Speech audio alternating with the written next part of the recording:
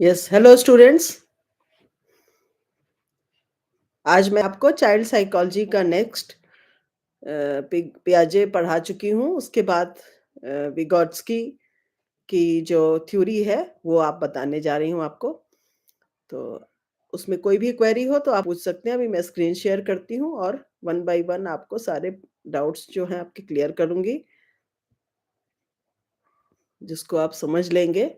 और उसके बाद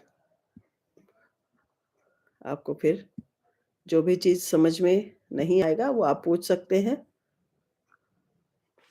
ठीक है? यस। उस दिन मैंने आपको बताया था कि जिन पियाजे की थ्योरी के बाद मैं आपको विगोट्स्की की थ्योरी पढ़ाने वाली हूँ। विगोट्स्कीज़ थ्योरी, लेकिन उससे पहले मैं विगोट्स्की की थ्योरी पढ़ाने से पहले चाहती हूँ कि आपको इन दोनों के डिफरेंस बता दूँ कि इन दोनों में क्या डिफरेंस है। What is the difference between Jean Piaget's theory and Vygotsky's? So पियाजे को आप समझ चुके हैं। विगोत्स्की को समझने से पहले इनकी एक जो कॉमन स्ट्रक्चर है उसमें इन दोनों की व्यूज कैसी थी, ताकि आपको सीटेट के एग्जाम में जब क्वेश्चन आए तो आप बिल्कुल भी कंफ्यूज ना हो। कंफ्यूज होने की कोई बात ही नहीं रहे कि जिन पियाजे ने इन्होंने क्या कहा था और विगोत्स्की जी ने क्या कहा था। तो उसमें आप बिल्कुल कंफ्यूज होंगे नहीं होंगे। इसलिए मैंने आपको एक ये टेबल के माध्यम से, जिसको आप देख रहे हैं कि जिन पियाजे एंड विगोत्स्की, ठीक है? तो अब एक सोच और इन दोनों की सोच में क्या फ़र्क है, वो मैं बता रही हूँ। सोशियो कल्चरल कॉन्टेक्स्ट, जिसमें पियाजे की बहुत थोड़ी-सी एम्फेसिस थी, इन्होंने इस पे बहुत थोड़ा-सा प्रकाश डाला, जबकि विगोत्स्की का इस पे बहुत स्ट्रॉन्ग एम्फेसिस है। ठीक है? Social construct socio cultural context में, ठीक है ना? अब हम आते हैं नेक्स्ट कंस्ट्रक्टिविज़्म में। इसमें आप देखेंगे कि पियाजे जो हैं उनकी इसमें कॉग्निटिव कंस्ट्रक्टिविस्ट में आ रहे हैं। इसमें इनका है कि कंस्ट्रक्शन जो होता है ये बच्चों का जो अपब्रिंगिंग किया जाता है, पेरेंट्स के द्वारा, स्कूल के द्वारा, समाज के द्वारा, जो कंस्ट्रक्शन होता है, वो कॉग्निटिव, इन्होंने कहा कि ये बौद्धिक होता है, बुद्धि के निर्भर करता है बच्चे की बुद्धि पर। जिसमें वियोत्स्की का कहना है कि ये सोशल कंस्ट्रक्टिविस्ट हैं। कंस्ट्रक्शन इसमें सोशल के हाथ में है, मीन्स सोसाइटी के हाथ में है। ठीक है? कि जैसा उसको माहौल मिलेगा, जैसा वातावरण मिलेगा, उस ढंग से उसकी बच्चे की सोच और बच्चे की बुद्धि काम करेगी। नेक्स्ट है स्टेज में। स्टेजेस में भी कि अ, जो इन्फेंसी स्टेज है, चाइल्डहुड स्टेज है और एडोलसेंस, इस स्टेजेस में जो डिफर है, तो पियाजे का कहना है कि ये स्टेजेस के अकॉर्डिंग उम्र के हिसाब से बच्चों में ज्ञान बढ़ता है। लेकिन विगोत्स्की कहते हैं कि नहीं, इसका कोई स्टेज नहीं है। अगर छोटे बच्चों को भी हम अच्छी तरह कोई बात समझाते हैं तो बच्चा उसको समझता है। ठीक है? और इससे डेवलपमेंट में बहुत मदद मिलता है बच्चों को। नेक्स्ट है की प्रोसेस इन डेवलपमेंट इन अब की प्रोसेस डेवलपमेंट एंड लर्निंग में पियाजे का है कि equilibration, schema, adaptation, assimilation and accommodation, जो मैं आपको पढ़ा चुकी हूँ ऑलरेडी, जिसको आप समझ चुके हैं। और इनका है ज़ेडपीडी, स्कैफोल्डिंग, कि समाज के द्वारा पूरी तरह से इन्होंने समाज को, अ, टीचर्स को, पेरेंट्स को, भाषा को इन्होंने बहुत ज़्यादा इम्पोर्टेंस दी है, तवज्जो दिया है। अब है लैंग्वेज। लैंग्वेज पर इनका कहना बहुत मिनिमल है। ये कहते हैं कि language provides level for children's experiences, egocentric speech, कि लैंग्वेज जैसा है बच्चे की बौद्धिक विकास जैसी होगी वैसा होगा। लेकिन इनका कहना है कि नहीं, विगोत्स्की का मेजर है कि language plays a powerful role in shaping thought, कि भाषा जो है ये एक बहुत ही पावरफुल रोल अदा करता है। अगर बच्चे के पास शब्द है, बच्चा शब्दों को समझ रहा है, क्योंकि एक छोटा बच्चा अ, जो है वो 2000 से, क्रो एंड क्रो जो साइकोलॉजिस्ट हैं एक, क्रो एंड क्रो, उन्होंने कहा है कि एक छोटा बच्चा, 18 महीने का बच्चा 2000 तक शब्द सीख सकता है, समझ सकता है। तो इस हिसाब से देखते हैं तो language plays a major powerful role in shaping thought. Next है टीचिंग इम्प्लीकेशंस। हाँ, ये इम्पोर्टेंट है कि इसमें आप देखिए कि पियाजे का कहना है, इन्होंने कहा है कि support children to explore their world and discover knowledge, कि इन्होंने कहा कि सपोर्ट करना है बच्चों को अ, स इस संसार को समझने में, डिस्कवर करने में, नॉलेज को बढ़ाने में। और इन्होंने कहा है कि एस्टेब्लिश अपॉर्च्युनिटीज़, इन्होंने कहा है कि बच्चे को आप करने दो। हर समय स्पून फीडिंग नहीं करो, उसको करने दो। Establish opportunities for children to learn with the teacher and more skilled peers. अभी मैं आगे इसको और अच्छी तरह से आपको समझाऊंगी कि जैसे इंडिया में क्या है, भारत में, हमारे देश में हम बच्चों को स्पून फीडिंग बहुत ज्यादा कराते हैं, कि हर काम बच्चे को करके देते हैं, जिससे कि बच्चा बहुत ज्यादा लेथार्जिक हो जाता है, बहुत उस डिपेंडेंट हो जाता है, पूरी तरह से डिपेंडेंट हो जाता है, कि खाना पड़ा है, खाता नहीं है सामने, कि कोई मुझे खिलाएगा। शूज़ रखा है, शूज़ पहनता नहीं है कि मुझे कोई पहनाएगा। तो ये डिपेंडेंसी ठीक नहीं है, बच्चे को अपॉर्च्युनिटीज़ दीजिए कि करो। हाँ, सिखाना मेहनत का काम है, मेहनत लगता है, खिलाएँगे, अगर खुद खाएगा बच्चा, तो कुछ गिरा भी सकता है। लेकिन हाँ, जब तक वो एक आध दाना, कुछ पीस गिराएगा नहीं, तो सीखेगा कैसे? इसलिए अपॉर्च्युनिटी देके सिखाना चाहिए, कि सिखाएँगे तो जल्दी से, जैसे कि कुछ कंपनीज़ टेक्नोलॉजी नहीं बेचती, प्रोडक्ट बेचती हैं। क्योंकि टेक्नोलॉजी बेच देंगे, तो फिर प्रोडक्ट कौन खरीदेगा?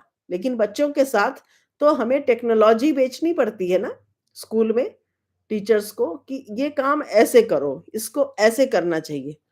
एक्टिविटीज़ के माध्यम से हम सिखाते हैं। जैसे स्कूल में अब हमारे पास बच्चे आते हैं, तो हम सोचिए कि ढाई 3 साल का बच्चा घर से बिल्कुल रॉ आता है, और उस रॉ बच्चे को हम 1 वीक में माइक पे ले आते हैं। माइक पे बच्चा अपने नाम को बोल रहा है, क्लास बोल रहा है, स्कूल बोल रहा है, उसके बाद थॉट भी बोलना शुरू करता है, तो कितनी बड़ी बात है। इसलिए अपॉर्च्युनिटी देंगे, मेहनत करेंगे तो बच्चा सीखता ज़रूर है। It is proven. ठीक है? तो डिफरेंस समझ लिया आपने पियाजे एंड विगोत्स्की में। अब हम आते हैं विगोत्स्की के थ्योरी पे, जिसको आप अच्छी तरह से समझ लेंगे, आपको क्लियर हो जाएगा कि what is the difference between Vygotsky and Jean Piaget. Yes, from here. Yes, now start. Vygotsky's sociocultural development. अब मैं आपको जल्दी से बता दूँ कि ये एक रशियन साइकोलॉजिस्ट थे, जिन्होंने बहुत थोड़ा-सा समय साइकोलॉजी को दिया। बहुत कम उम्र में, 38 इयर्स में, बिल्कुल 38 साल की उम्र में इन्होंने छोड़ दिया धरती।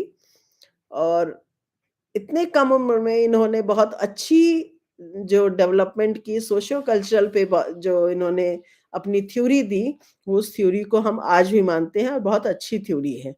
ठीक है? नेक्स्ट, ये क्या-क्या थे? Social constructivist, and he has also focused on socio-cultural aspects, that is, he emphasizes the role of society and culture in the development of child. इनका पूरी तरह से इस पे फोकस था, ये एम्फेसिस करते थे कि सोसाइटी का रोल और कल्चर का रोल बहुत ज़्यादा है, जिसमें हम देखते हैं यहाँ पे, देख रहे हैं आप 3 इम्पोर्टेंट एस्पेक्ट्स, कि सोशल इंटरेक्शन, कि सामाजिक जो बातचीत है, आदान-प्रदान है बच्चे की, इंटरैक्ट होता है जो बच्चा सोशल सोसाइटी में, अपने पेरेंट्स से, टीचर से, अपने फ्रेंड्स से, तो ये बहुत ही इम्पोर्टेंट है, इससे बच्चा बहुत ही गेन करता है, बहुत सीखता है। नेक्स्ट इन्होंने बताया कल्चर, कि जिस तरह के परिवेश में रहता है बच्चा, कैसे कल्चरल एनवायरनमेंट में वो रहता है, उसका उस पे बहुत ज़्यादा असर पड़ता है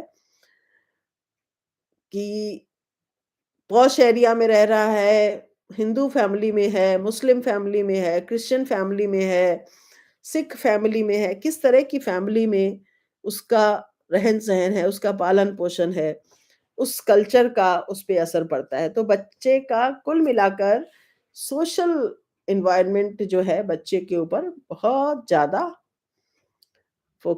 हावी होता है। इसलिए सोशल एनवायरनमेंट बहुत ही अच्छा होना चाहिए। नेक्स्ट है लैंग्वेज की भाषा, इन्होंने भाषा पे बहुत ज़्यादा ज़ोर दिया है vygotsky ने कि अगर बच्चे के पास शब्द ज्ञान होगा, शब्दकोश होगा, तो बच्चा बहुत जल्दी अपनी व्यूज़ को एक्सप्लेन करेगा और समझ पाएगा।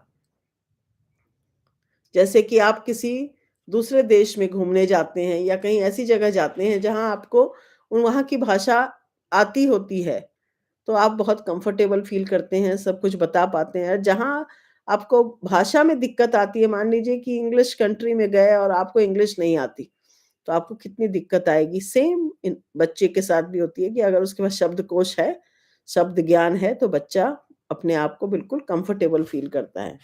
Yes, next, some other important terms, that is zone of proximal development, ZPD, जो मैंने अभी बताया था उनके डिफरेंस में कि proximal development क्या है, scaffolding क्या है और more knowledgeable other, ये आप समझ लीजिए। ZPD, zone of proximal development, is the difference between what a learner can do by themselves, कि लर्नर अपने तरफ से क्या कर सकता है बिना किसी के सहारे के, and what he she can do with help, और वो किसी के सहारे के साथ फिर क्या कर सकता है हेल्प के द्वारा। सो ZPD is the area of proximal development, कि खुद कितना कर पाता है और किसी के गाइडेंस से कितना करता है। So development in which guidance should be given so that a child can reach the maximum potential. तो बच्चे को अगर खुद थोड़ा बहुत कुछ आ रहा है और उसको थोड़ा-सा सहारा मिल गया, थोड़ा सपोर्ट मिल गया, तो वो अपने मैक्सिमल पोटेंशियल पे पहुँच जाता है। उसके अंदर जितनी पोटेंशियल होती है, उसके हिसाब से बच्चा फटाफट उस चीज़ को ग्रैस्प करता है। Next is MKO means more knowledgeable other, जो दूसरा उसको सिखाने वाले जो हैं, वो उससे ज़्यादा नॉलेजेबल है, वो कितने नॉलेजेबल हैं?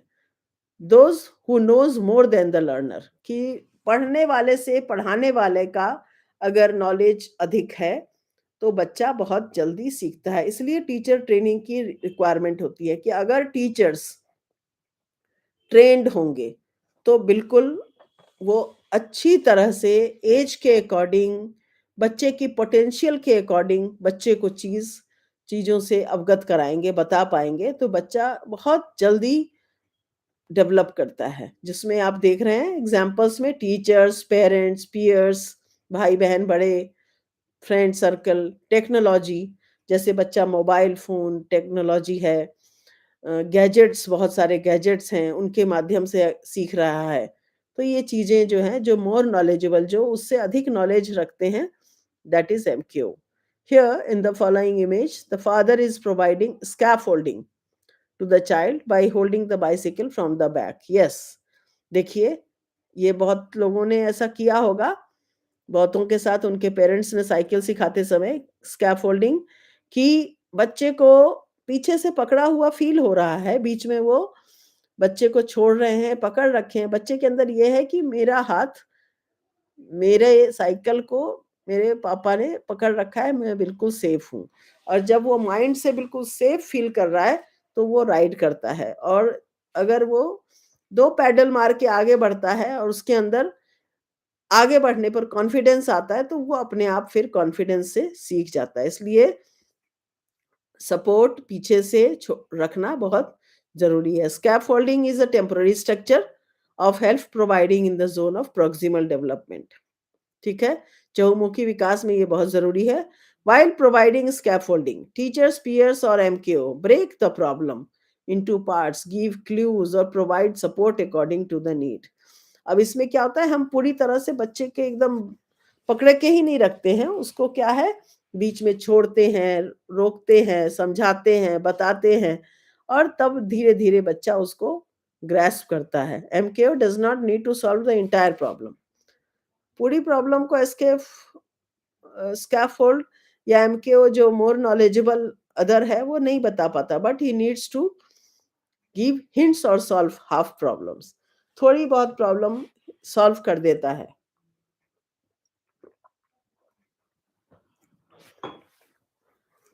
इससे क्या होता है कि स्कूल में भी हम यही करते हैं ना, कि बच्चे को आधा बताते हैं, आधा बच्चा खुद करता है। जहाँ-जहाँ वो थोड़ा-सा रुकता है, हम एज़ अ टीचर बताते हैं, घर में एज़ अ पेरेंट हम बताते हैं। तो बच्चे को क्या होता है, एक बताने वाला जब कोई होता है हमें कोई बात, तो हमें वो चीज़ बहुत आसान लगने लगती है। जैसे मान लीजिए कि कभी आप किसी चीज़ में दुविधा में हैं, बहुत ज़्यादा आप सोच रहे हैं कि ये क्या होना चाहिए, उसी समय आपको कोई बताने वाला मिल जाता है, तो आपकी दुविधा खत्म हो जाती है और आपको वो चीज़ आ जाता है। इसलिए एक बच्चे को सपोर्ट सिस्टम में पेरेंट्स होते हैं, स्कूल होता है बहुत बड़ा सपोर्ट, टीचर्स होते हैं बहुत बड़े उनके स्कैफोल्ड्स, उनके एमकेओ, और फिर सोसाइटी, अगल-बगल के लोग, उसके फ्रेंड सर्कल, ये होते हैं। Because scaffolding is temporary help given to the child. आप देख रहे हैं इस इमेज में कि स्कैफोल्ड ने पीछे से छोड़ दिया, लेकिन बच्चा ये सोच रहा है कि मुझे पकड़ रखा है और वो चला रहा है। लेकिन अब वो सीख चुका है, क्योंकि उसको सपोर्ट मिला। इसमें आप देख रहे हैं कि वो उसके mind back of the mind है कि वो सपोर्ट में है, लेकिन वो सपोर्ट में नहीं है, वो सीख चुका है सपोर्ट की वजह से। ओके, नेक्स्ट हम आते हैं some more terms related to the theory. ये बहुत इंपॉर्टेंट है, जो कि विगोत्स्की के फॉर्मूला में आता है, कि इनकी थ्योरी में है कि कोलैबोरेटिव प्रोजेक्ट्स, क्योंकि इन्होंने क्या कहा है, सोशल इंटरेक्शन, जिसमें सबसे पहले आता है कि कोई प्रोजेक्ट कोलैबोरेट करके, समूह में कोई प्रोजेक्ट बनाना, एक साथ बैठकर अगर 4-5 बच्चे कोई प्रोजेक्ट बनाते हैं, तो उससे क्या-क्या चीज़ें एनहांस होती हैं? कोऑपरेटिव लर्निंग, एक तो साथ बैठकर पढ़ने की हैबिट, फिर है रेसिप्रोकल टीचिंग, उसमें एक बच्चा कुछ अपनी आइडिया देता है, दूसरा बच्चा कोई और आइडिया देगा। तो ये रेसिप्रोकल टीचिंग से उन पाँचों बच्चों को एक आइडिया पता चल गया, तो 5 आइडिया उन पाँचों बच्चों को पता चल गया, उनके पास हो गए 10 आइडियाज़। फिर है असिस्टिव लर्निंग, कि असिस्ट करना, कोई अब उनको समझा रहा है, उसके बारे में, उस प्रोजेक्ट के बारे में कोई बता रहा है, तो उनकी जो लर्निंग है वो और ज़्यादा बढ़ गई। 10 तो थी, अब वो 20 टाइम्स हो गई। फिर आ गया अब पीयर ट्यूटरिंग, अब कोई बड़ा भाई-बहन या कोई बड़ा बच्चा उसको समझा रहा है, बता रहा है, तो वो कितनी टाइम्स बढ़ गई? 30 टाइम्स। तो एक चीज़ को कोलैबोरेटिव प्रोजेक्ट्स में जो बच्चा अकेला एक कॉपी में होमवर्क बनाता है, करता है, और प्रोजेक्ट्स में वो जब काम करता है, तो एक प्रोजेक्ट पे 5 टाइम्स 5 बच्चों ने जब बताया, तो वो हो गए 30 टाइम्स, इतनी सारी चीज़ों को मिलकर। ठीक है? Now, come to the next point, that is, Vygotsky emphasized assisted learning, which means children learn better when they get assistance and cooperation.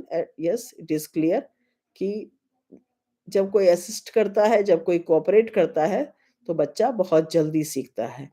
Vygotsky strongly believed that society and culture play a central role in the process of meaning making. Yes, विगोत्स्की को एक बहुत पूर्ण विश्वास था कि society, समाज और संस्कृति एक बहुत बड़ी भूमिका निभाते हैं किसी भी मीनिंग को, किसी भी तथ्य को इजीली समझने में। According to him, social learning tends to proceed development, जिसमें आप देख रहे हैं कि क्या हुआ, एक पहले एक दिमाग में प्रेडिक्ट किया, बच्चे ने एक कुछ सोचा, क्वेश्चन सोचा और प्रेडिक्ट किया ऐसा होता होगा, या ऐसा नहीं होता होगा। वो सोच रहा है, उधेड़-बुन है, प्रिडिक्ट कर रहा है और अब उसके बाद उसके दिमाग में एक क्वेश्चन आ गया।